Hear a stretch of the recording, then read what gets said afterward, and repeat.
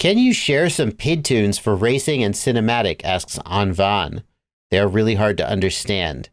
I think if you're struggling with PID tuning, I mean, ultimately, there isn't. First, I'm going to dispute that there is such a thing as a PID tune for racing versus cinematic. The goal of a PID tune is to cause the quad to track the set point. In other words, to track the stick position accurately. Whether you're racing or flying cinematic, the bottom line is that you want the quad to track the set point precisely.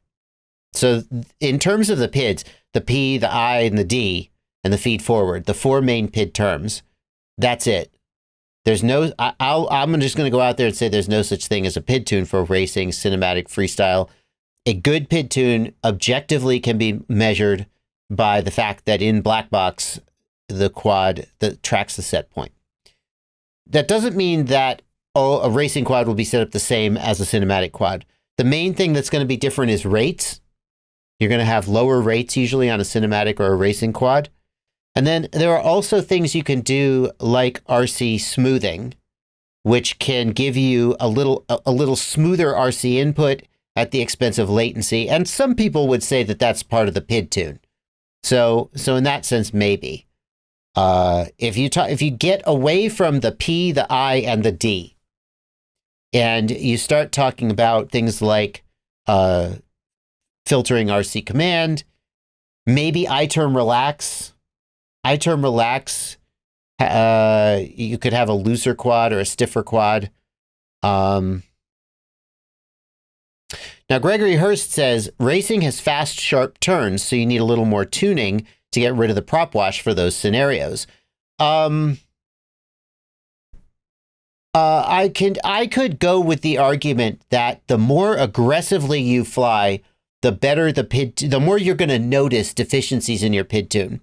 So let's say you've got a quad that does not track the set point well, but because you make very small cinematic stick moves, you don't notice that it's not tracking the set point well.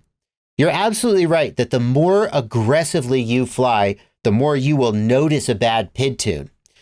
I would say that the other PID tune is still bad, even though you don't notice that it's bad.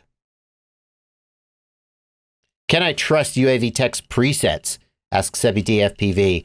That UAV Tech guy, man, he's trouble. He's a jerk. He doesn't know what he's talking about. No, I'm joking. He's in the chat. Yeah, no, you can trust them. They're fine. They're fine. Now here's what I would say happens. Most people, and I'm sure Mark Spatz, UAV Tech in the chat will agree with me here. Most people, when they tune a quad, they do not look at black box and they do not evaluate whether the quad is following the set point. What they do is they just screw around with the sliders until they kind of like how the quad feels and how it flies. And there's nothing wrong with that, right? If you're happy, you're happy. But like, for example, a racer is going to crank the D gain up to try to get rid of prop wash, potentially. They don't necessarily care whether the quad is tracking the set point precisely. They just hear brrr in the turns, and they don't like it because it makes their turns not as smooth, so they try to get rid of that one thing. So that's a case where instead of trying to create a holistically good tune, they're just sort of playing whack-a-mole with one symptom, right? And an analogy, I mean, people talk about a criticism that some people make of doctors is that they treat the symptom. They don't treat the underlying whatever. They don't look at holistic health.